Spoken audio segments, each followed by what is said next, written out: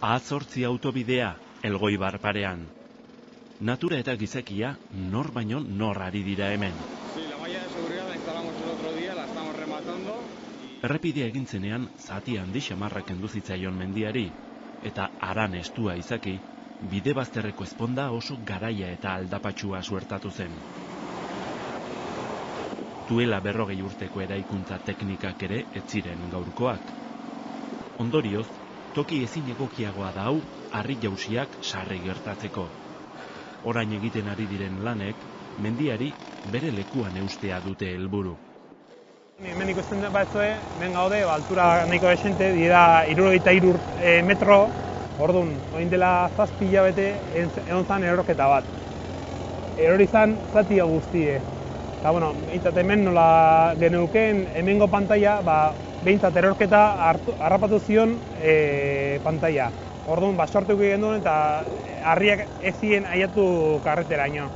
Baina, bueno, orduan ja euki genuen erorketa eta zen genuen, hemen zein bardeu hau ondo heltzeko. Lanak aurreratuta daude. Dagoeneko gunita bota dute pendizeko gunerik ez egonkorrenetan. Hormigoi proiektatua da gunita, eta altzairuzko sareen gainean botatzen dute.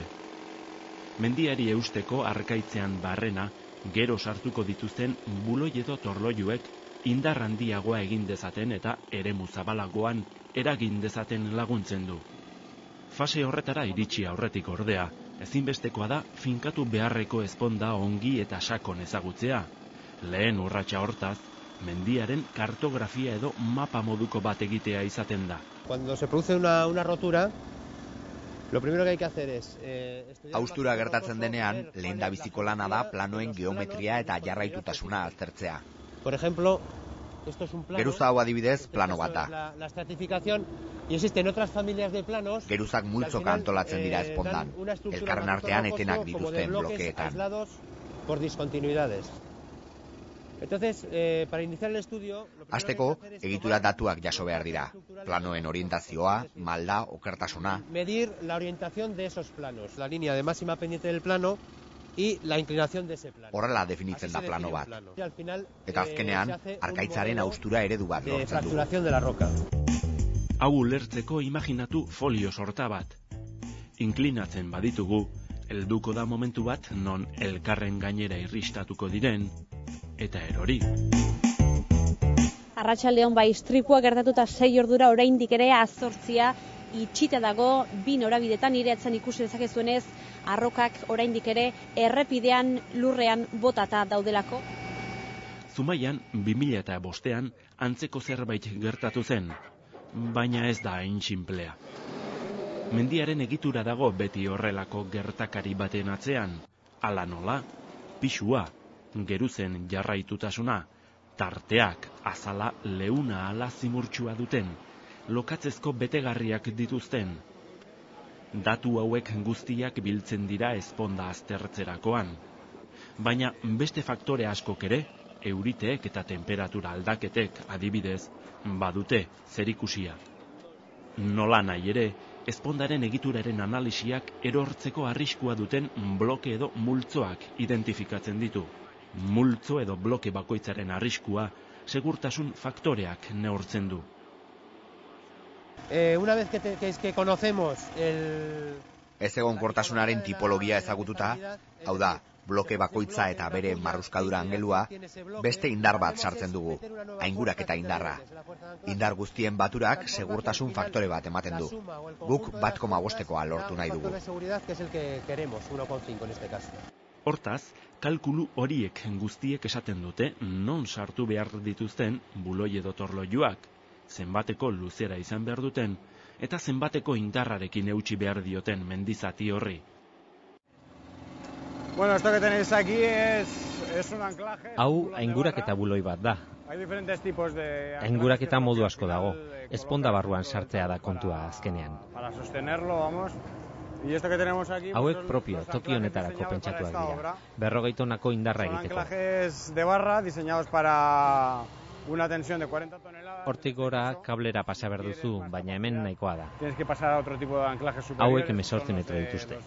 Lanaren arabera, 40-50 metrora iriz daiteke kablea, baina luzera handitxoak dira hauek. Son longitudes ya muy extremas. Buloiak korrosiotik babestuta daude, barrutik koipez, eta gainetik PVC-ezko estalki batekin. Atxikita daraman hodi honetatik hormigoia sartuko da, puntaraino.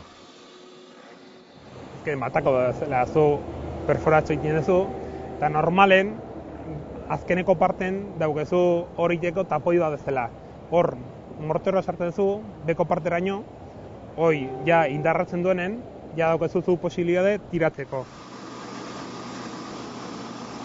286 buloi dira guztira ipiniko direnak, 6 eta 18 metro bitarteko luzerakoak. Luzera, adibidez, blokearen marruskadura planoa ze sakoneratan dagoen, alegia, non egin dezakeen irrist, horrek azalduko digu.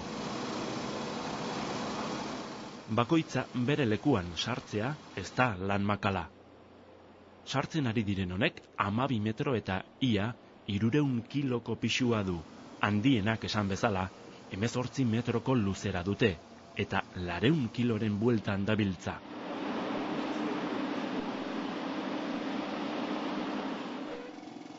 Ondoren, tira egin eta lotu egin behar da. Hasierako kalkuluek adierazten dute zenbaterainoko indarrarekin. Azalean, hormigoizko oinarriak eta azkoinak eutsiko diote buloiak egiten duen indarrari.